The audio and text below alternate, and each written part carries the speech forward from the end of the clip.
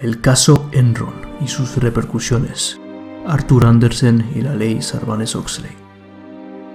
Durante este vídeo vamos a tratar el escándalo del caso Enron y las repercusiones que tuvo con la desaparición de Arthur Andersen y la publicación de la ley Sarbanes-Oxley.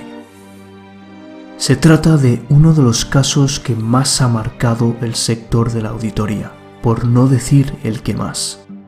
Aunque sea, tomad esto como cultura general. El caso Enron está considerado por muchos como el mayor escándalo financiero de la historia. Enron, que era una empresa energética fundada en 1985, facturaba cerca de $100 millones anuales y era un ejemplo de empresa en Estados Unidos. Para empezar, quedémonos con dos nombres: Kenneth Lay, fundador, y Jeffrey Skilling, un brillante graduado en Harvard que llegó en 1989. Este último aplicó la ingeniería contable hasta los límites más insospechados. La ingeniería contable juega con las partidas contables hasta alcanzar el beneficio que desea. Sabiendo de estas artes, ¿qué pensáis que había de cierto en estos resultados? Nada. Todo era una farsa. Una cosa muy rara que siempre sucedía en Enron era que durante semanas antes de cerrar el ejercicio trimestral, siempre teníamos la impresión de que no nos iban a cuadrar los números. Pero luego, de alguna manera, milagrosamente, siempre nos acababan cuadrando. Hacia finales de siglo comenzaron a salir rumores que tambaleaban al gigante energético: pago de sobornos, influencias para conseguir ciertos contratos y un crecimiento exponencial muy llamativo. Artículos como el de ¿Está Enron sobrevalorado? Iniciaban las sospechas. ¿Cómo es posible que de 1996 a 2000 pasara de ingresar 13.000 millones a 100.000 millones? De tener 16.000 millones de activos a 65.000 millones. ¿Por qué tenían unos márgenes tan extremadamente altos? ¿Qué sabían ellos que no supieran los demás? Claramente estaban inflando sus cuentas. La gente ya se lo olía. ¿Cómo realizaron el fraude? ¿Qué cuentas manipularon? Todo estaba basado en dos novedosos sistemas contables que la Comisión de Valores les permitió aplicar: el valor futuro hipotético y el sistema de valoración de inversiones a precio de mercado. Esto les permitía registrar beneficios futuros potenciales cuando cerraban un acuerdo, pese a no tener la certeza de que se fueran a concretar. Por tanto, aunque tuvieran muy pocos beneficios reales o incluso pérdidas, siempre podían incluir todos los beneficios que desearan. Llegaron a esconder deuda de hasta $30.000 millones. Una de las prácticas habituales era usar empresas subsidiarias o directamente fantasmas con las que poder inflar los resultados. Transferían activos desde la matriz hasta estas filiales que, al no tener deuda y sí poseer activos, obtenían unas condiciones inmejorables por parte de los bancos. También las utilizaban para seguir contabilizando esos ingresos potenciales de futuro e incluso para vender activos entre ellas mismas. Claro está, con precios y plazos ajustados a las necesidades para aumentar las plusvalías. El ritmo del éxito y de la mentira no podía pararse. Esta manipulación de la información contable empujaba al alza el valor de las acciones y los inversores de Wall Street se dejaban llevar por su avaricia. Una deuda invisible para todos. El documental Enron, los tipos que estafaron a América, nos muestra lo siguiente. Decían cosas como: dentro de 10 años venderemos electricidad de esta central a X dólares por kilovatio.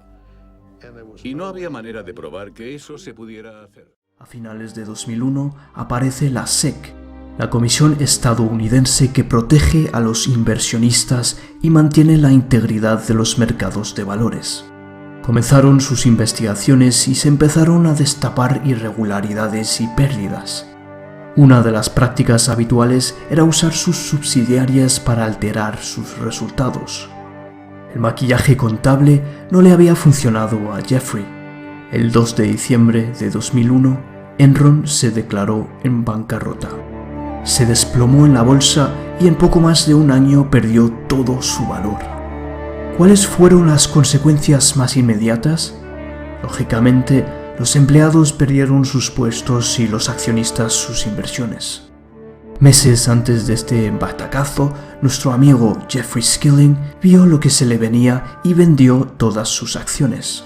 Creyó que eso bastaría para escaparse, pero 5 años después era condenado a 24 años de prisión y $45 millones.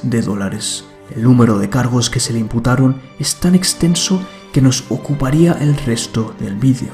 No obstante, hace un año su condena fue rebajada a la mitad. Y pensaréis, ¿y el presidente?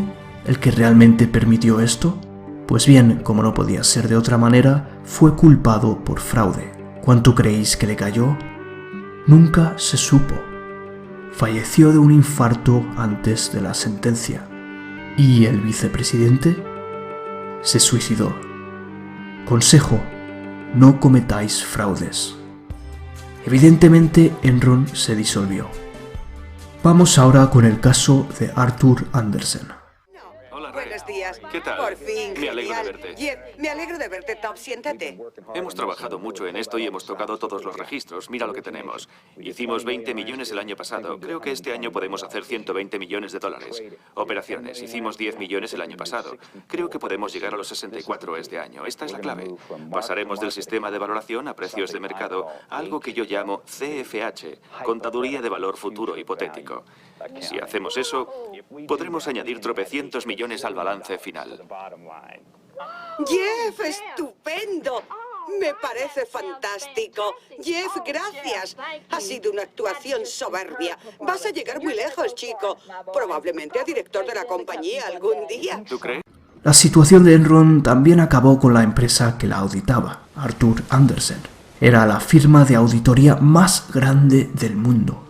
Trabajaban en conjunto con Enron en el desarrollo del fraude, avalando en todo momento el uso de sus métodos contables y camuflando las verdaderas cuentas. ¿Y qué ganaban con esto? Como habéis visto, una extraordinaria remuneración. Pocos meses después del escándalo, la firma también fue culpada al deshacerse de multitud de documentos que acreditaban los miles de millones de pérdidas que escondían. Se habla de casi 2 toneladas de documentos destruidos. Se les condenó a no ejercer durante 5 años servicios de auditoría ni asesoría en las empresas cotizadas de Estados Unidos. Sin embargo, la alegación de Arthur Andersen surtió efecto en 2005, 3 años después del escándalo, siendo absuelta de sus cargos, pero ya era muy tarde. Su prestigio estaba por los suelos y su actividad y recursos eran casi inexistentes. Aunque no llegó a disolverse definitivamente, todo su capital humano se fue reubicando en otras firmas del sector. En España, los principales receptores de esta gran cantidad de personal fueron Deloitte, Garrigues y Management Solutions. Con su caída se pasó de las Big Five del sector de auditoría y consultoría a las archiconocidas Big Four de hoy día. La consecuencia directa de este fraude sobre la auditoría fue la promulgación de la ley Sarbanes-Oxley en Estados Unidos en 2002. En la auditoría se va de golpe de escándalo, y esto había dañado sobremanera la imagen pública y confianza de las empresas auditoras. Su ámbito de aplicación engloba las empresas de valores de Nueva York y las del Nasdaq, así como sus filiales. Esta ley se implantó con el fin de mejorar los controles internos de las empresas, elevó a capital el concepto de independencia y ordenó la custodia de los papeles de trabajo de auditoría durante los 5 años, entre otros muchos cambios. Buscan proteger a los usuarios de los mercados e inversores exigiendo mayor transparencia. Otra de las medidas que supuso fue la creación del PCAOB. Es el órgano que regula y supervisa a estas empresas cotizadas, así como sus correspondientes auditorías. Con esto, las empresas mencionadas quedaron obligadas a reportarle periódicamente sobre los métodos contables usados, para prevenir más casos Enron. En España, el instituto equivalente es el Instituto de Contabilidad y Auditoría de Cuentas, ICAC. Saltan a la vista las innumerables deficiencias en el proceso de auditoría de Enron. Fueran intencionadas o no, Andersen no solo se encargaba de la auditoría externa, sino también de la interna y de cuestiones de asesoría. Muchos miembros del personal de finanzas y contabilidad de Enron previamente habían trabajado para Andersen. De hecho, auditaban a Enron desde su fundación 2 décadas atrás. Tras todo esto, Enron se ha convertido en un sinónimo de fraude. Su trama supuso una caída de los mercados y un shock en el mundo de los negocios, además de miles de millones perdidos para la sociedad. Este caso nos da una idea de la importancia del control interno de una empresa y del valor que tiene el trabajo de las auditoras. Y qué mejor que concluir con un fragmento de Los Simpson. Hey, Skinner! Do you and Edna want to join Marge and me at Great Moments with Mr. Eisner? I believe the only venue for me is the Ride of Broken Dreams. Oh, you mean the Enron ride? Let's go!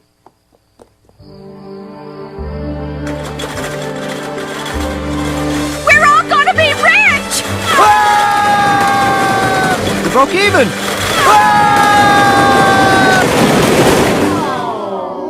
That's good satire.